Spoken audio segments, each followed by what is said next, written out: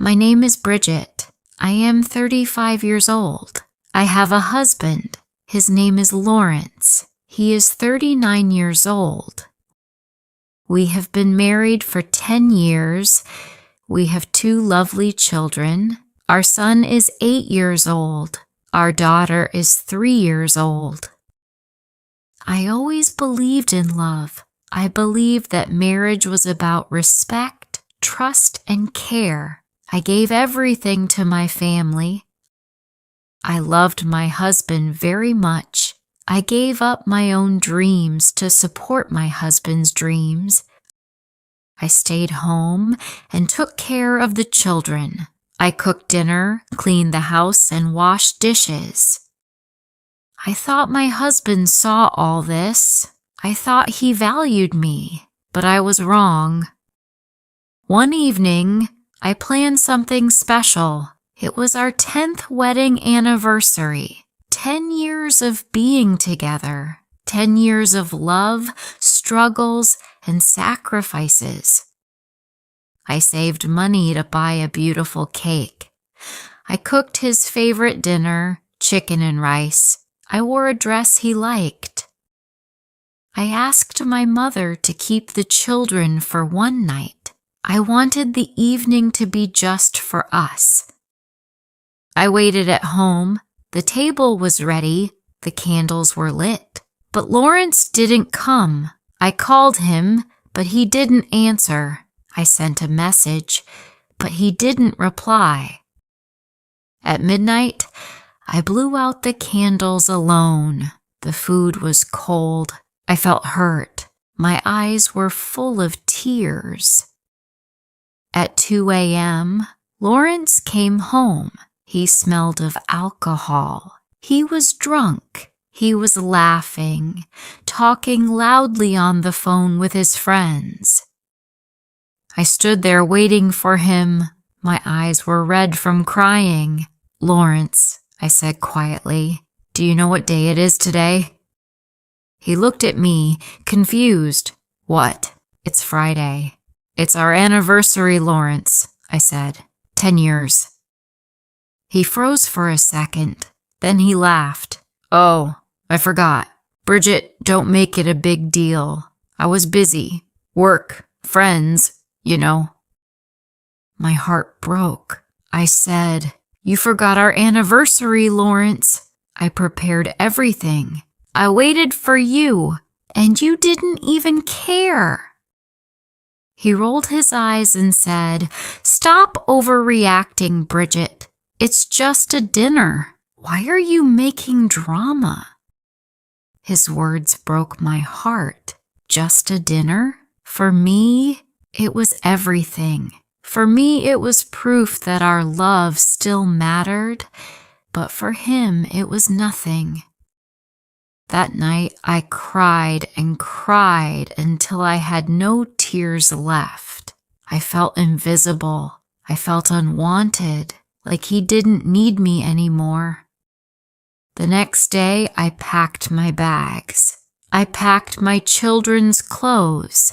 I called my mother. I said, "I can't stay here anymore. I am coming to your house." When Laurence came back from work, he saw the bags. He said, "What is this, Bridget?" I looked at him with tears in my eyes. "I gave you 10 years of my life. I gave you my love, my care. I left my job to take care of you and our children. And you couldn't even remember one day. You didn't even feel sorry about it. I can't do this anymore. I'm leaving." He laughed and said, "What's wrong with you, Bridget? Don't be crazy. You're overreacting." "No," I said. "You are the one who does not value me. If I stay with you, I will lose myself. I can't let that happen. Goodbye, Laurence." And I left. I lived with my mother for some time, but life was not easy. I had no job. I had no money of my own. But I had my children. They gave me strength. I found small jobs. I worked in a gift shop. In the evenings, I worked at a salon. Laurence called me many times. He said, "Bridget, come back. Don't break our family." But I did not answer. I was done with empty promises. Weeks turned into months. My children grew. My son learned to ride a bicycle. My daughter started school. I was there for every moment.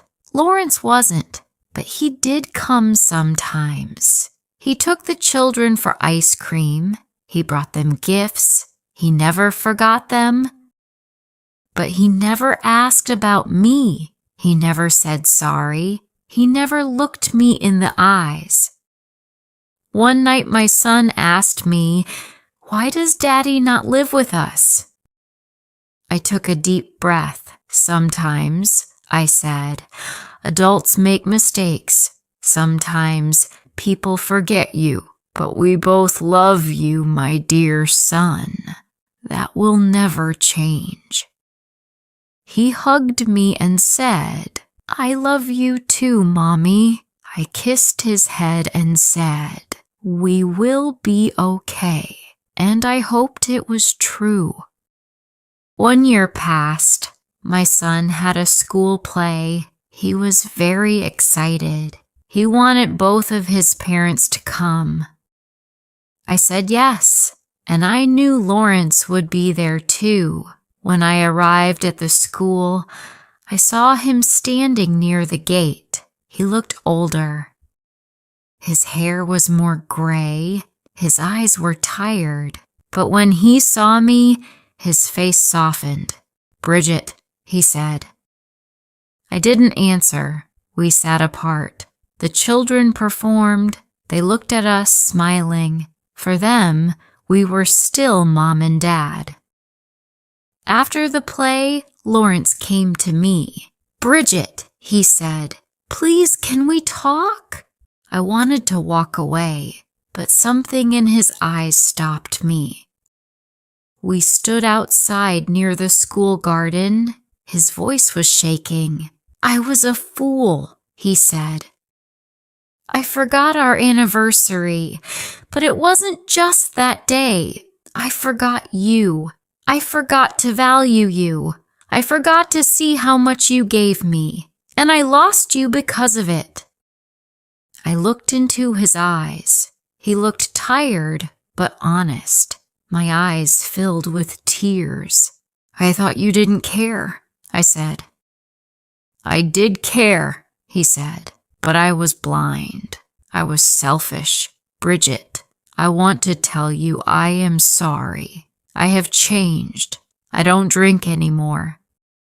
I don't waste time with friends. I work. I go home. But my home is empty without you. Please, give me one more chance." My heart was beating fast. I didn't know what to say. At that moment, my daughter ran to us. She held my hand and looked at him. "Daddy, can you come home with us today? Please?" Laurence's eyes filled with tears. He looked at me, waiting. I hugged my daughter. Children need their father, I thought, but can I trust him again?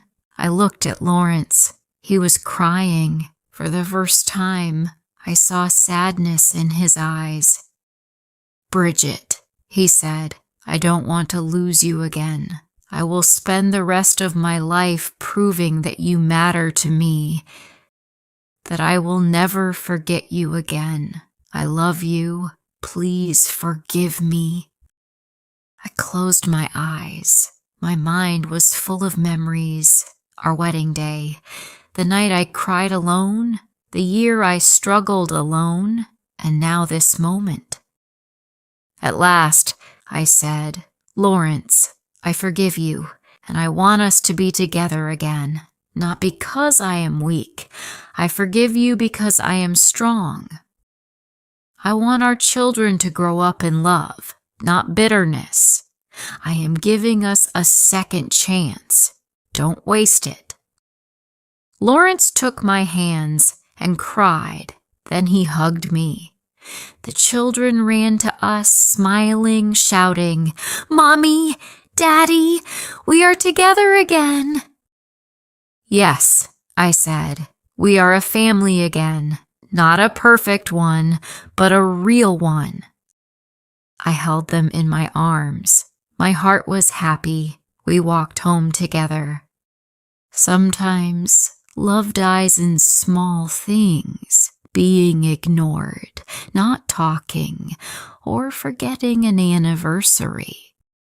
But love can return if hearts are ready to change and people are ready to fight for each other. If you liked this story, please like, comment, share, and subscribe.